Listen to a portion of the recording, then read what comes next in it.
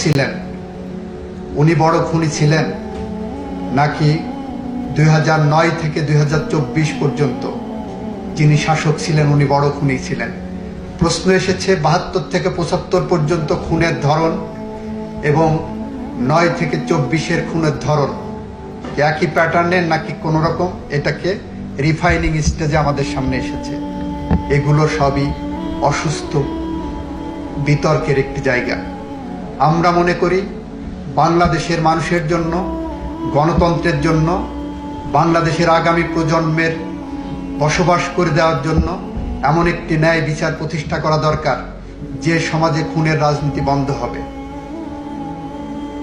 গত 24 বছরে মুক্তিযুদ্ধের চেতনার নামে যে রাজনীতি করা হয়েছে সেখানে বলা হয়েছে, আর একটা ধারণা দেওয়া হয়েছে মুক্তিযুদ্ধের চেতনা মানে খুন, মুক্তিযুদ্ধের চেতনা মানে ক্ষমতায় টিকে থাকার জন্য গুম করা, মুক্তিযুদ্ধের চেতনা মানে দিনের ভোট রাতে করা, মুক্তিযুদ্ধের চেতনা মানে চাঁদাবাজি করা, মুক্তিযুদ্ধের চেতনা মানে লুটেরাদের প্রতিষ্ঠা করা, মুক্তিযুদ্ধের চেতনা মানে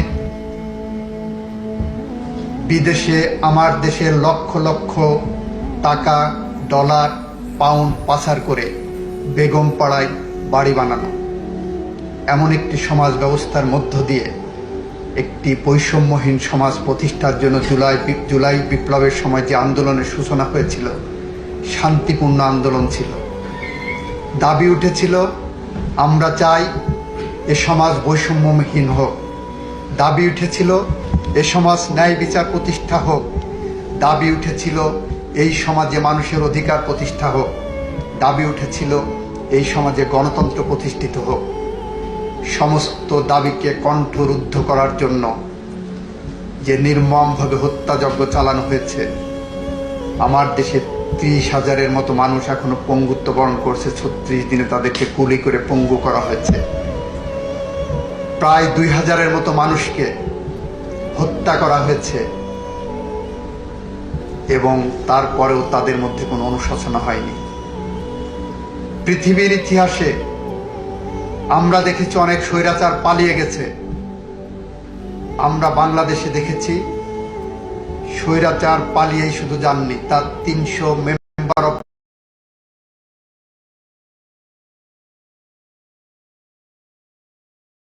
পার্লামেন্ট পালিয়েছেন, তার ক্যাবিনেট পালিয়েছেন, তার শপথবদ্ধ রাজনীতিবিদরা পালিয়েছেন। পৃথিবীর ইতিহাসে এরকম স্বৈরাচারের জন্ম হয়নি। আমরা মনে করি যদি স্বৈরাচারদের কোনো সমিতি করা হয় তাহলে আজকে যে স্বৈরাচারের বিচারের মুখোমুখি এই রাষ্ট্র করেছে, যে খুনির বিচারের মুখোমুখি করেছে, সে সেই সমিতির সভাপতি হতে পারে। হিটলারের গোয়েবেলস যদি বেঁচে থাকতেন আজ হয়তো ভাবতেন মিথ্যা কথা শেখার জন্য, মিথ্যা কথা বলার জন্য, মিথ্যা সংস্কৃতি চালু করার জন্য পিএইচডি করার প্রয়োজন। সেই পিএইচডি করতে হয়তো উনি এই স্বৈরাচারের কাছে আসতেন এবং সেই স্বৈরাচারের নাম শেখ হাসিনা ওয়াজেদ, যিনি আজকে আপনার সামনে, আপনাদের সামনে একজন আসামি ছাড়া আর কিছুই নয়। আমাদের এখানে ব্যক্তিগত কোনো আক্রোশ নাই, কারোর বিরুদ্ধে, কোনো ব্যক্তির বিরুদ্ধে আমাদের কোনো ক্ষোভ নাই।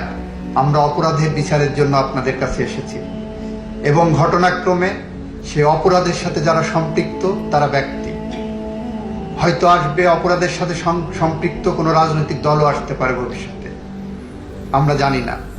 কিন্তু আমরা এতটুকু বলতে চাই, আমরা ন্যায় বিচার চাই, বাংলাদেশের মানুষের স্বপ্নের বিচার চাই, বাংলাদেশের মানুষের স্বপ্নের বাংলাদেশ চাই।